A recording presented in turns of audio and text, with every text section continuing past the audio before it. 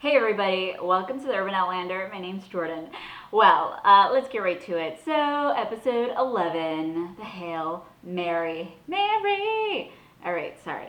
When we are looking at this second to last episode, I believe it's called the penultimate episode, if you want to get fancy. There is like wham bam pow pow punch punch punch with this duo power combo writer team. Ira, Stephen Bear, and Ann Kenny. And it's been a while since I've been like super excited about an Outlander episode, but this one is like, whoa, Nelly, there's so much going on. But I really wanted to focus on the brothers, the brother relationships that are so central to this story. Johnny, that name just does not endear him or redeem him in my eyes in any way, shape, or form, but we really kind of see somebody else's view of Black Jack in a different light than what we're used to seeing him in. And how interesting is it to kind of hear like the tenderness and affection that Alex has for Jonathan, I can't call him Johnny, and vice versa. It's not like this warm puppy dog kind of affection that Black Jack has for his brother, but there's definitely emotion there. And really fascinating to sort of see our villain in a different shade. And but whenever there were like those tender moments between his brother and him, it was always overshadowed and clouded by that darkness that lives within Jonathan. And in that scene where he's talking to Claire and he has to remind us like of how much he just loved torturing Jamie. It's like, yeah, we get it, you're sadistic. We don't need to be reminded of that at all. But he challenges her in a way and says, do you really want Mary in my bed? And we're all like, no, we really don't.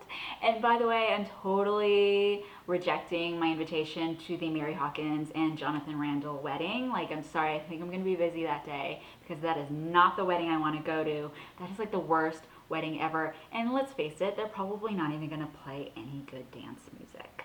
Let's hope and pray that Claire's curse will come true in the next 2 days, because if he's not going to die at the Battle of Culloden, then I think the Frasers will take care of that pretty quickly. We have to say goodbye to Colum. It's been a tough few episodes, right? We have to say goodbye to some of these people, and it sucks.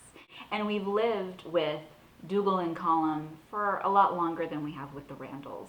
And so we've seen their tumultuous brother or sibling relationship, all that rivalry, all that contempt, all of that, hatred and maybe self-loathing, and at times both of them sometimes revering one another at moments.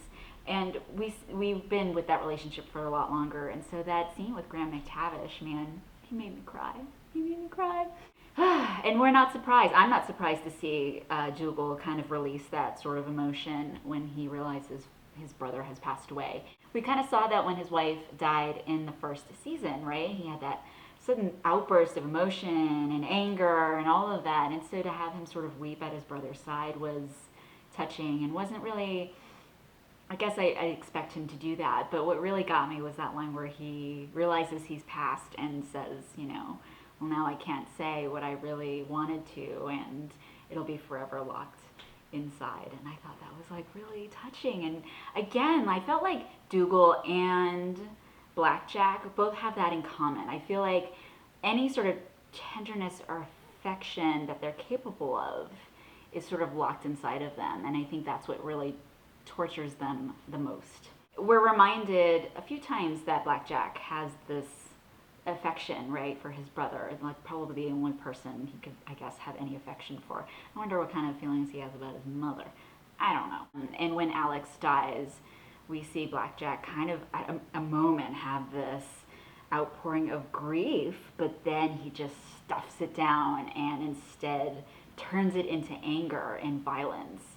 I don't think it would have been a good idea to show Black Jack as like suddenly crying and weeping, and he's a little bit of a softie, and that wouldn't have jived with his character at all if you wanted to try and paint him in like a totally different light, that his brother dies and suddenly he has this outpouring of emotion. No, I think it hit the right note with him for a moment having it and then turning it into rage and violence. And it's really shocking, right, to see him react that way. I guess, I don't know, that was really shocking. And to hear Alex talking to him and about him, your tenderness and generosity, like I've borne witness to it. We're like, what?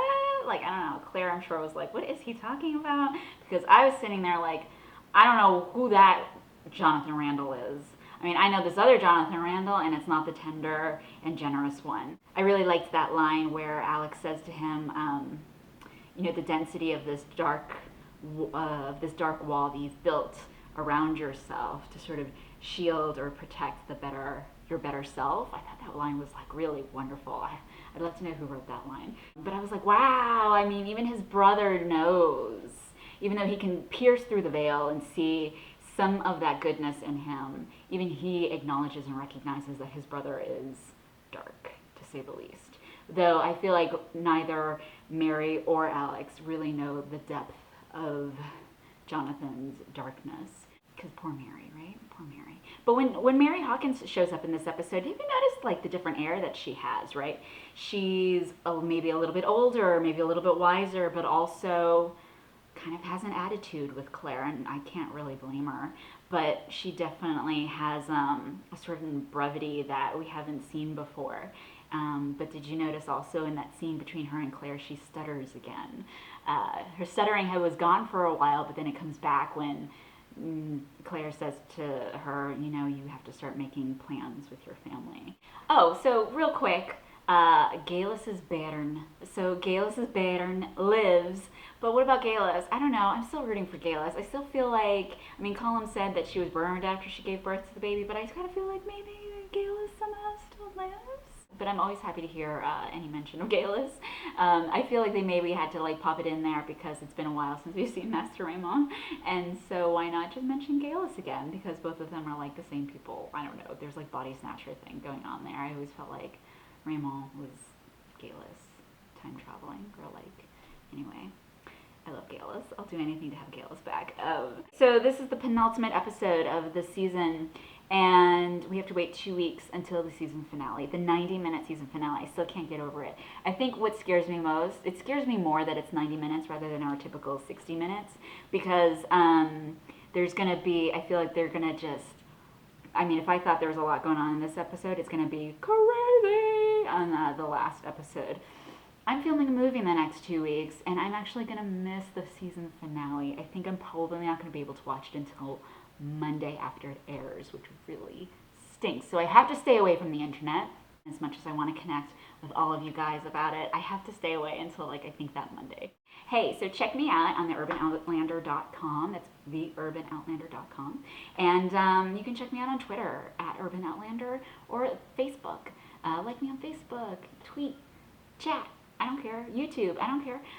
Let's, always get the steam engine going about Outlander. And Emmys for Outlander, hashtag Emmys for Outlander. Emmys are going to be revealed in July. We have a few weeks, from the acting to the costumes to the set design. There's just so much that they deserve. So let's hope for that. And thanks so much. I'll see you again next time.